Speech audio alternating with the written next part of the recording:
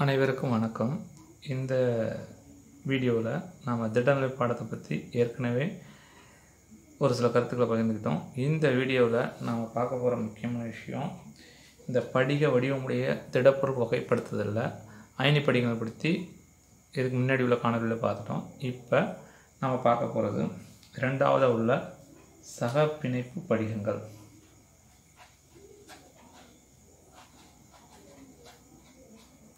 சகப்பிணைப்பு படிகங்கள். இந்த சகப்பிணைப்பு படிகங்களில் இந்த அணுக்களானது வரிசையாக முப்பரிமாண அமைப்பில் தொடர்ந்து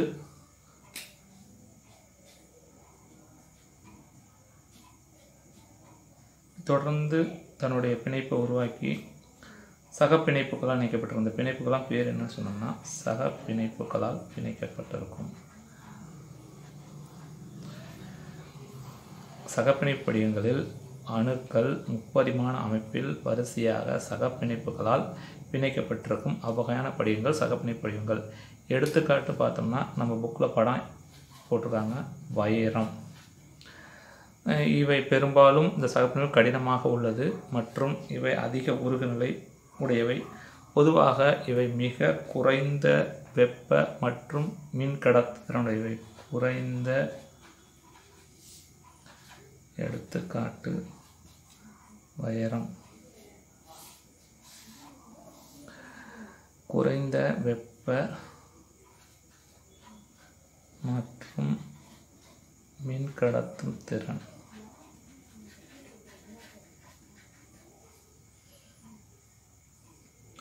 சகப்பிணைப்பு படிகங்களில் அணுக்கள் முப்பரிமாண அமைப்பில் சகப்பிணைப்பால் பிணைக்கப்பட்டுள்ளது.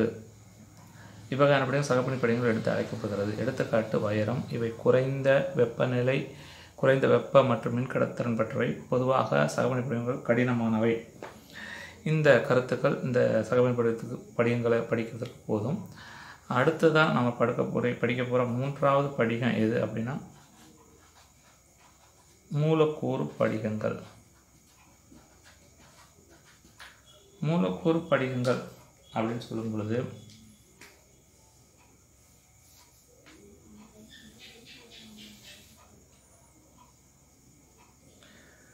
இவ்வகையான படிகங்களில் மூலக்கூறுகள்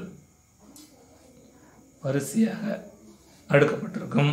ஒரு மூலக்கூறுக்கும் மற்றொரு மூலக்கூறுக்கும் இடையே ஒரு கவர்ச்சி விசை காணப்படுகிறது. அந்த கவர்ச்சி விசைக்கு என்ன பேர்னா இங்கே வான் டெர் வால்ஸ் விசை.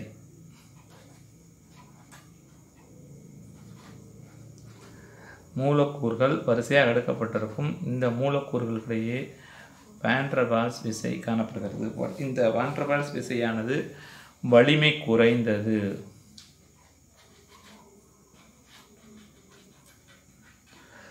மூலக்கூறு படிகங்கள் மூலக்கூறுகள் வரிசையாக அடுக்கப்பட்டுள்ளன. மூலக்கூறுகளுக்கிடையே வலிமை குறைந்த வான் டெர் வால்ஸ் விசை சூழப்பட்டுள்ளது. இப்படிகங்கள் பொதுவாகவே மென்மையாக இருக்கும். மேலும் மின் கடத்துத்திறன் பெற்றிருப்பதில்லை. மென்மையானது, மின் கடத்துத்திறன் இல்லை. ரொம்ப சாஃப்ட் நேச்சராக இருக்கும். இது மின்சாரத்தை கடத்தக்கூடிய பண்பு கிடையாது. இவ்வகையான படிகங்களை நாம் இங்கே என்ன பண்ணுறாங்க அப்படின்னா மூன்றாக பிரிக்கிறாங்க.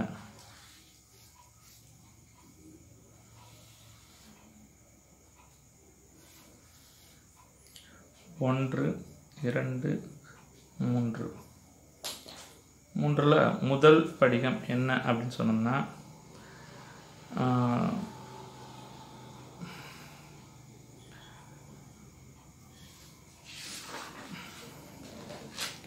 முனைவற்ற மூலக்கூறு படிகம்.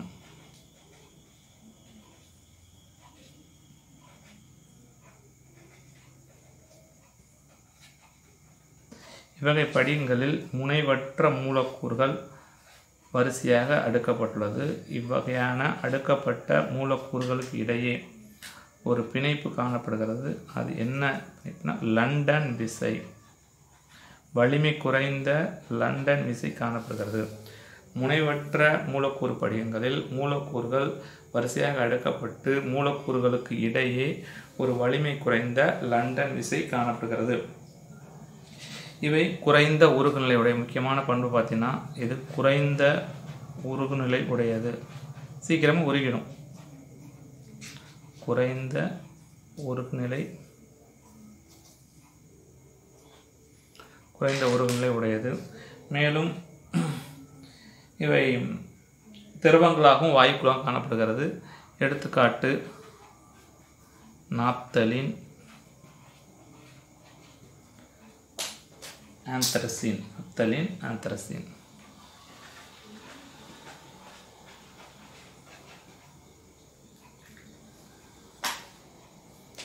அடுத்து நம்ம பார்க்க போகிற படிகம் முனைவுற்ற மூலக்கூறு படிகம். சுருக்கமாக 3 படிகம்னு போட்டிருக்கேன், பார்த்துங்க. இந்த முனைவுற்ற மூலக்கூறுகள் வரிசையாக அடுக்கப்பட்டிருக்கும்.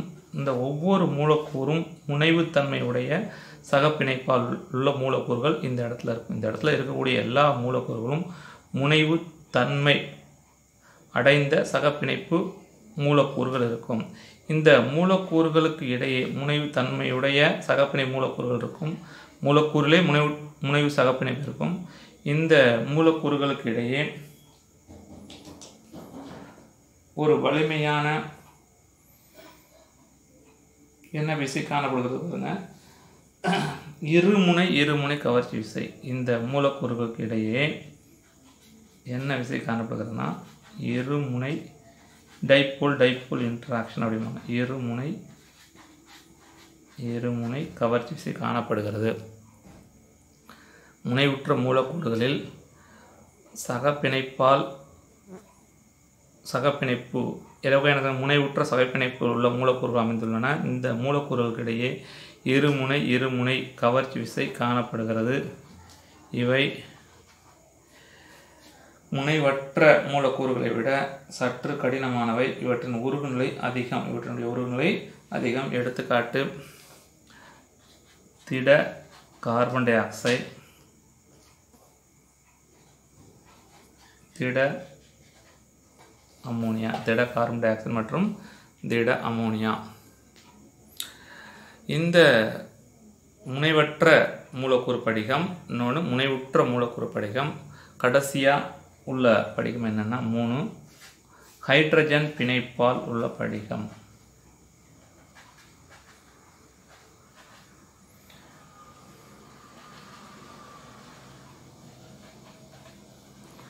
பிணைப்பால் பிணைக்கப்பட்டுள்ள மூலக்கூறு படிகம்.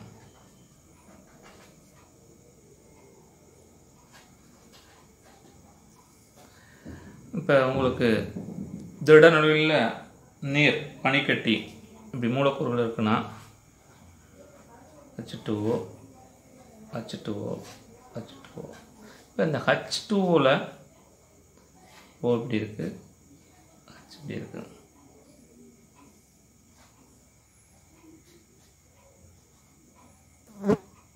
இந்த ஒரு மூலக்கூறில் ஹைட்ரஜன் இருக்கும், மற்றொரு மூலக்கூறில் ஆக்சிஜன் அணுக்கும் இடையே ஒரு பிணைப்பு காணப்படும். அதுதான் ஹைட்ரஜன் பிணைப்பு. இவ்வகையான மூலக்கூறுகளுக்கு இடையே ஹைட்ரஜன் பிணைப்பு காணப்படுகிறது. பொதுவாக இவை அறை வெப்பநிலையில் மென்மையாகவும் திண்மலாகவும். எடுத்துக்காட்டு திட நீர் அல்லது பனிக்கட்டி, குளுக்கோஸ் அதெல்லாம் சொல்லலாம். பனிக்கட்டி,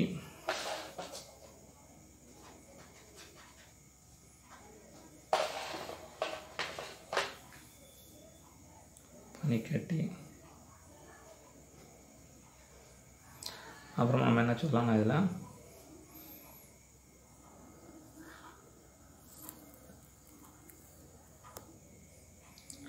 பனிக்கட்டி, குளுக்கோஸ். எடுத்துக்காட்டு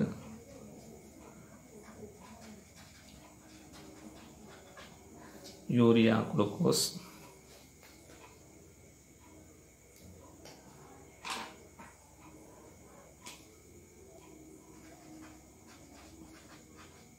ஓகே, இப்போ நம்ம 2 தலைப்பு பார்த்துருக்கோம். ஒன்று சகப்பிணைப்பு படிகங்கள். சகப்பிணைப்பு படிகங்களில் அணுக்கள் முப்பரிமாண அமைப்பில் சகப்பிணைப்பால் பிணைக்கப்பட்டிருக்கும். எடுத்துக்காட்டு வைரம். இவை குறைந்த வெப்ப மற்றும் மின்கடத்திறனை பெற்றுள்ளது. எடுத்துக்காட்டு சொல்லியாச்சு. 3 மூலக்கூறு படிகங்கள். மூலக்கூறு படிகங்கள் பொதுவாகவே மூலக்கூறுகள் வரிசையாக அடுக்கப்பட்டிருக்கும். ஒரு மூலக்கூறுக்கு மற்றொரு மூலக்கூறுக்கிடையே வலிமை குறைந்த வான் வால்ஸ் விசை காணப்படுகிறது. இவை பொதுவாகவே மென்மையானது. இவ்வகையான மூலக்கூறு படிகங்கள் 3ஆக பிரிக்கப்பட்டுள்ளது. ஒன்று முனைவற்ற மூலக்கூறு படிகம், மற்றொன்று முனைவுற்ற மூலக்கூறு படிகம், மூன்றாவது ஹைட்ரஜன் பிணைப்பால் பிணைக்கப்பட்ட மூலக்கூறு படிகம். முனைவற்ற மூலக்கூறு படிகத்தில் மூலக்கூறுகள் வரிசையாக அடுக்கப்பட்டு அவற்றுக்கிடையே ஒரு மூலக்கூறு மற்றொரு மூலக்கூறு வலிமை குறைந்த லண்டன் விசை காணப்படுகிறது. இவை பொதுவாக குறைந்த ஒருங்கிணை உடையவை. எடுத்துக்காட்டு நாப்தலின், ஆந்த்ரசின். முனைவுற்ற மூலக்கூறு படிகங்கள் மூலக்கூறினுள் முனைவுற்ற சகப்பிணைப்பு காணப்படுகிறது. இந்த மூலக்கூறுகளுக்கு இடையே இருமுனை கவர்ச்சி விசை காணப்படுகிறது. எடுத்துக்காட்டு திட கார்பன் டை ஆக்சைடு, திட அமோனியா. ஹைட்ரஜன் பிணைப்பால் பிணைக்கப்பட்ட மூலக்கூறு படிகங்களில் மூலக்கூறுகளுக்கிடையே ஹைட்ரஜன் பிணைப்பு காணப்படுகிறது. இவை பொதுவாகவே குறைந்த திண்மங்களாகும். இவை எடுத்துக்காட்டு பனிக்கட்டி, குளுக்கோஸ், யூரியா. இப்போ இந்த தலைப்பில் நமக்கு என்னென்ன கொஷின் கேட்பாங்க அப்படின்னு கேட்டால், சகப்பிணை படிகத்தை பற்றி எழுதுகன்னு கேட்கலாம். சகப்பிணை எடுத்துக்காட்டு அப்படின்னு கேட்கலாம். பற்றி எழுதுனா நான் சொன்னேன், நம்ம எல்லா விஷயத்தையும் அதை பற்றி எழுதணும். நெக்ஸ்ட் மூலக்கூறு படிகம் பற்றி எழுதுனா இந்த 3 தலைப்பு ப்ளஸ் மேலே உள்ள வான் வால்ஸ் வலிமை குறைந்த வான் வால்ஸ் அதை எழுதிட்டு இந்த 3 பற்றி தெளிவாக எழுதும். மூலக்கூறு படிகங்களை பற்றி எழுதுக அப்படின்னு கேட்டால். அடுத்து முனைவுற்ற மூலக்கூறு பற்றி எழுதுக. முனைவுற்ற முனைவற்ற ஹைட்ரஜன் தனித்தனியாக கேட்டால் அந்த கருத்துக்கள் எல்லாத்தையும் நீங்கள் நான் என்ன சொன்னோன்னா அந்த கருத்தை எழுதினா போதும். நெக்ஸ்ட் இப்போ சின்னதாக ஹிண்ட் பாயிண்டாக கேட்டால் என்ன கேட்கலாம்? முனைவற்ற மூலக்கூறுகளில் காணப்படக்கூடிய விசை என்ன? மூலக்கூறுகள் லண்டன் விசை. முனைவற்ற மூலக்கூறுகள் காணப்படக்கூடிய விசை மற்றும் எடுத்துக்காட்டு தருக அப்படின்னு கேட்டால், முனைவுற்ற மூலக்கூறுகளில் இருமுனை கவர்ச்சி விசை காணப்படுகிறது. ஆனால் சகப்பிணைப்பு முனைவுற்ற சகப்பிணைப்பாக மூலக்கூறு உள்ளதுன்னு சொன்னோம். ஆனால் ஒரு மூலக்கூறுக்கும் மற்றொரு மூலக்கூறு இடையே உள்ள விசை இருமுனை கவர்ச்சி விசை காணப்படுகிறது. எடுத்துக்காட்டு திட அமோனியா, திட கார்பன் டை ஆக்சைடு. அப்புறம் மூன்றாவது ஹைட்ரஜன் பிணைக்கப்பட்ட மூலக்கூறுகளில் ஹைட்ரஜன் பிணைப்பு தான் காணப்படும் தெரியும். எடுத்துக்காட்டு தருக தனித்தனியாக உண்மையில் கேட்கறதுக்கு வாய்ப்பு இருக்குது. இந்த பாடத்தில் இந்த தலைப்பில் இவ்வளோ தான் முக்கியமான கருத்துக்கள். இதில் கொஷின்ஸ் இப்படி தான் வரும். எடுத்துக்காட்டு கேட்கலாம், இல்லை விசையை பற்றி கேட்கலாம் தனித்தனியாக கேட்டால், இல்லை ஜென்ரலாக பற்றி எழுதுக, மூலக்கூறு படிகங்கள் பற்றி எழுதுக அப்படின்னா, மூலக்கூறு படிகங்கள் வகைகள் யாவை அப்படின்னு 2 மார்க் கேட்கலாம். 3 வகையை மட்டும் எழுதினாவே 2 மார்க் கிடைச்சிடும். முனைவற்ற மூலக்கூறு படிகம், முனைவுற்ற மூலக்கூறு, ஹைட்ரஜன் பிணைப்பால் பிணைக்கப்பட்ட மூலக்கூறு படிகம். அடுத்த கிளாஸில் நம்ம இந்த உலோக படிகங்கள் அப்படிங்கிற தலைப்பை மட்டும் பார்த்துட்டு அடுத்த கட்டியும் போகலாம். நன்றி.